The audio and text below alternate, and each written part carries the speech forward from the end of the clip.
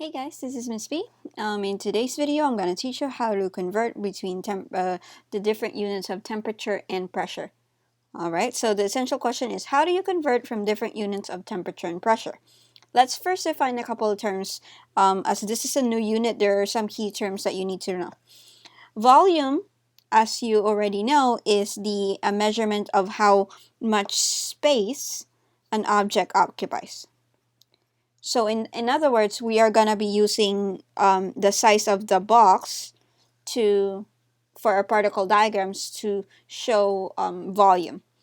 A measurement of temperature is gonna be the measurement of the speed at which our particles are moving.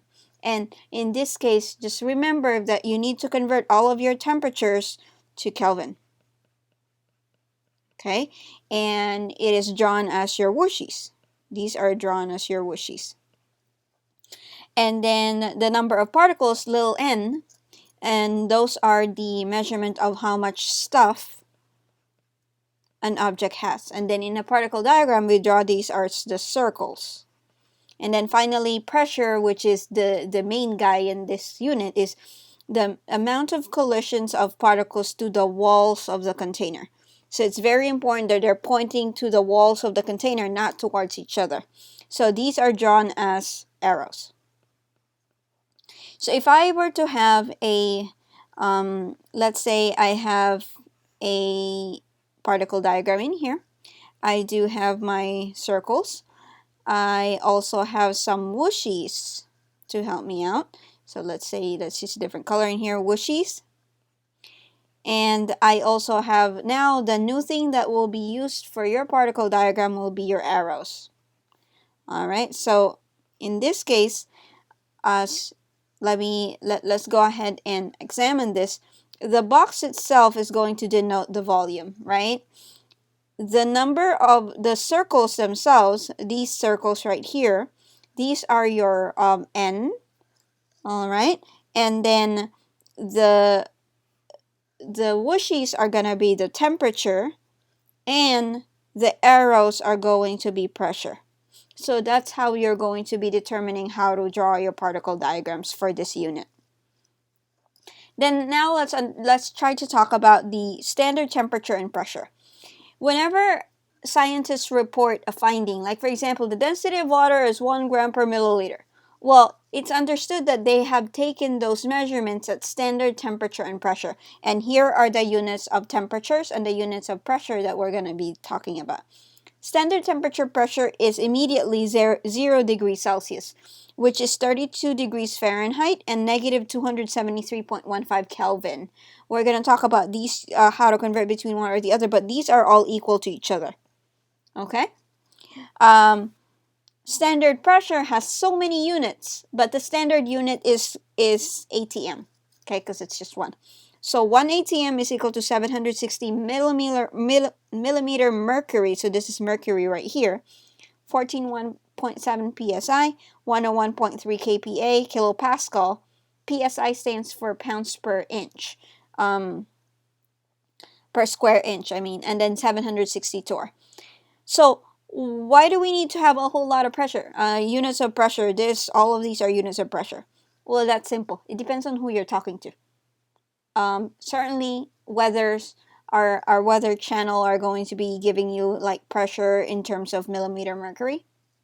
But again, it's important to know what STP is. Whenever they say standard pressure, you're going to think, oh, 1 ATM. Standard temperature, and you're going to think of 0 degrees Celsius. Okay? So let's first tackle temperature. Temperature, take a look at these units. So this is the one that you saw in the Icy Hot Lab at 100 degrees Celsius. Well, it also has a unit of 212 degrees Fahrenheit and 373.15 Kelvin. 0 degrees Celsius is when water freezes, and it's actually 32 degrees Fahrenheit and 273.15 Kelvin. All right. And then absolute zero is from this idea of 0 Kelvin. Kelvin does not have a negative number. It's only Fahrenheit and Celsius that do. That's the reason why scientists use Kelvin more so than they would do Celsius and Fahrenheit, just in case they have to divide by 0. Okay, you know how dividing by 0 is no good in math. All right, I have these 3 formulas for you to use. So if you're going to be converting from Celsius to Kelvin, you're going to be using this formula. If you're going to be converting from Celsius to Fahrenheit, you're going to be using this formula. And then finally, if you're going to be using Fahrenheit to Celsius, you're going to be using this formula. Just make sure you put it in your journal and you should be fine. Okay, let's prove that it works. Okay, so the boiling point of water is 100 degrees Celsius. What is this temperature in Kelvin? Okay, so I'm going to go ahead and use this formula right here. Degrees Celsius plus 273.15. So of course, I'm going to just plug in the 100 in there. 100 degrees Celsius plus 273.15. And that's going to be, I don't need to put a calculator on that one because I already know. 373.15. And that's how they got this number right here. Okay? Moving right along, how do I get this to Fahrenheit? Well, I can use this equation, so Fahrenheit is equal to negative Celsius times 1.8 plus 32. So 100 times 1.8 Celsius there plus 32.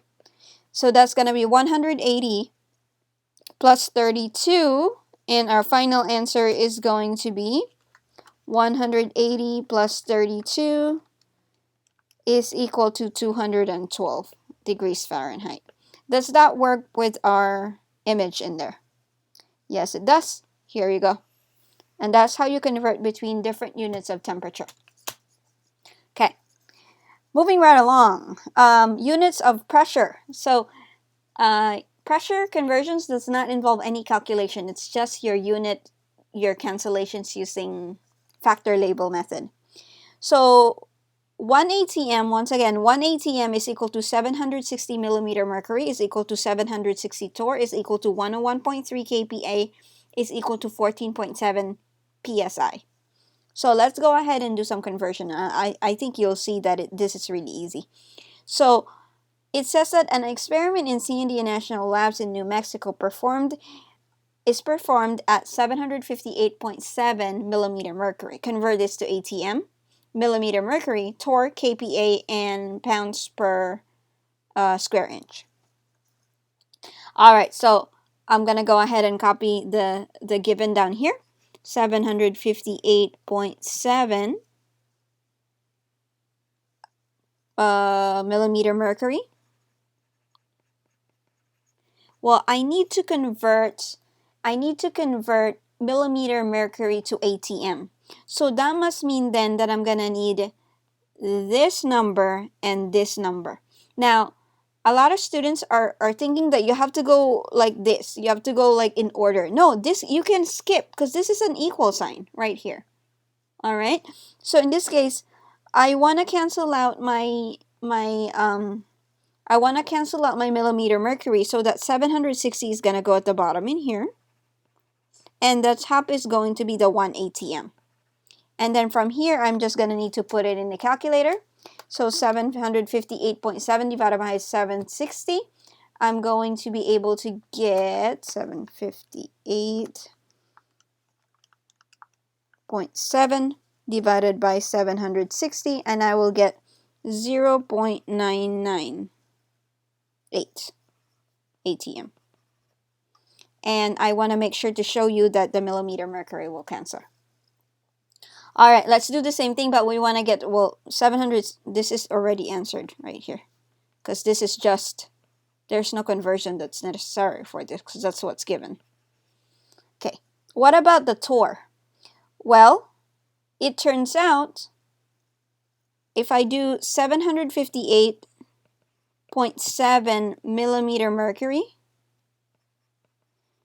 I just need to do, which two units do I need? I need this one and I need this one because it says millimeter mercury and torr. I need to get to torr somehow. So therefore, this is going to become 760 torr because I want to get to torr, and 760 millimeter mercury.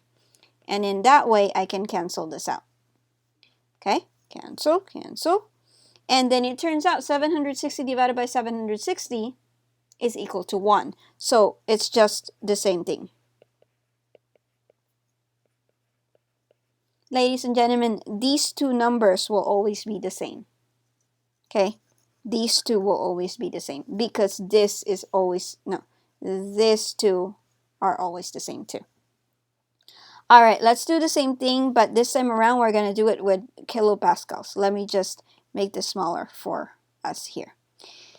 So I'm going to start again with the same given, 758.7 millimeter mercury.